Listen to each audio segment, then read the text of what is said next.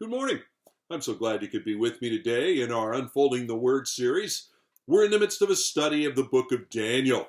We're in the second chapter examining a dream that God had sent to King Nebuchadnezzar that created an impossible situation for Daniel and his friends. I'm going to pick up our reading now in verse 40 of chapter 2.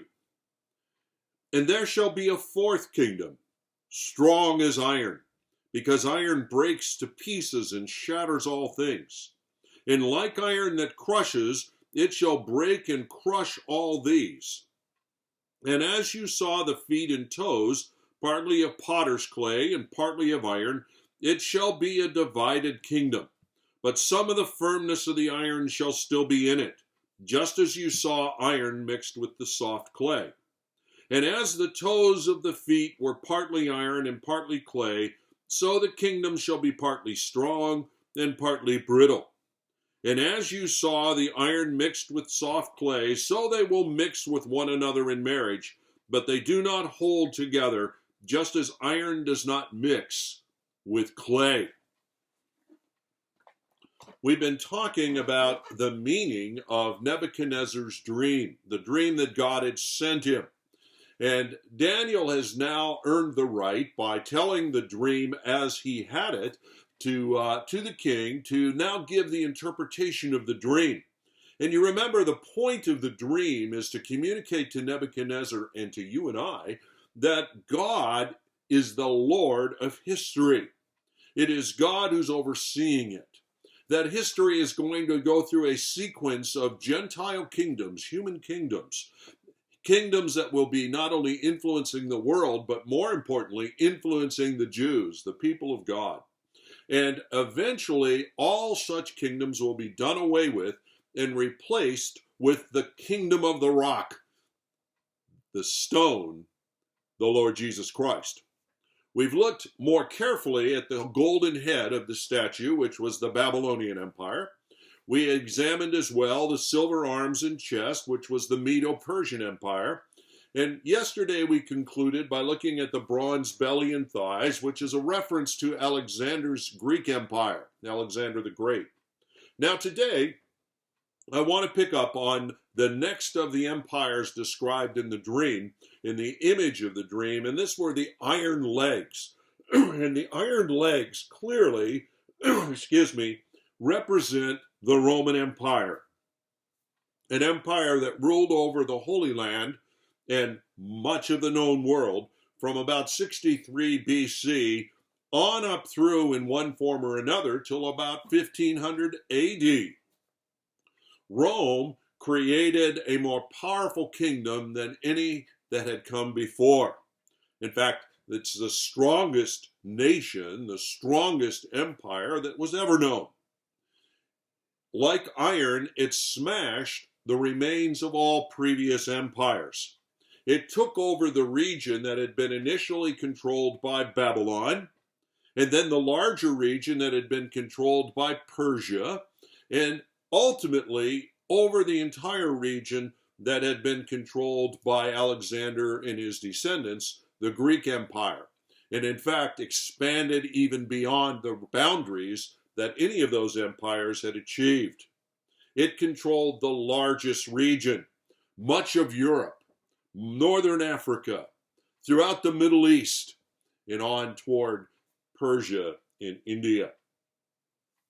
Eventually, this kingdom, this empire, this iron legs empire of the Roman Empire, broke down into two empires, an east and a west.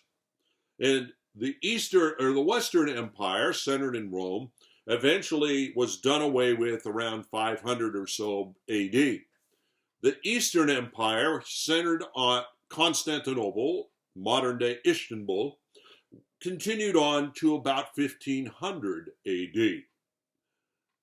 Now, the outcome of this extended empire period of the iron legs is that it was an unmistakable power base in humanity's history, but it produced much less in terms of the ultimate epitome of what mankind could do than Babylon did at the very beginning, the Empire of Rome.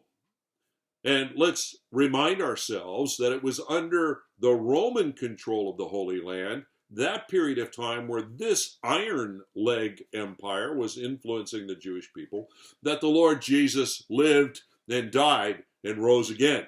And the early church began, and the church began to expand in those regions controlled by Rome and eventually far beyond where Rome was there. So that was the period of the iron legs. The passage, the dream, then indicates to us that at some later point, there's going to be another empire emerge that will be a mixture of the iron and clay, the clay feet. It will be an era in which another will emerge that will become dominant and dominating over the Jewish people and over the Holy Land. Now, at the end of the Eastern Empire of Rome, around 1500 AD, up till the present moment, we really have not seen the emergence of the mixed iron and clay era, that final in the sequence of nations. Many European nations trace their linkage to Rome, and throughout the Middle Ages and up until even the 20th century, many of them prided themselves on being the proper inheritors of the leverage of Rome and the legacy of Rome. But the fact is, no new empire has emerged. The modern world is not characterized by the kinds of world-dominating kingdoms that was true of Babylon, Persia, Greece, Rome. We certainly have powerful kingdoms, but our era is an era of temporary alliances, treaties between nations, a time in which nations are seeking in different ways to cooperate. And therefore, we are now in a period of time awaiting the emergence of this final empire that is identified in the dream. There will be a time, and I believe we're close to it, when this final empire, a mix of iron and clay, will emerge in history. It will come out of some of what had been characterizing in some of the region that had been under Roman iron control back throughout the Roman Empire period. And it will emerge in history. It will become a time of alliance in which people will be seeking through alliances to bring about a solution to the world's problems. And it will be a period of time in which the ultimate enemy, the Antichrist, will emerge. The time of the moving together of this mix in iron and clay will set the conditions up for his deceptive influence. Now, Daniel chapter 2 is not telling us a lot about that era except to identify that it will happen.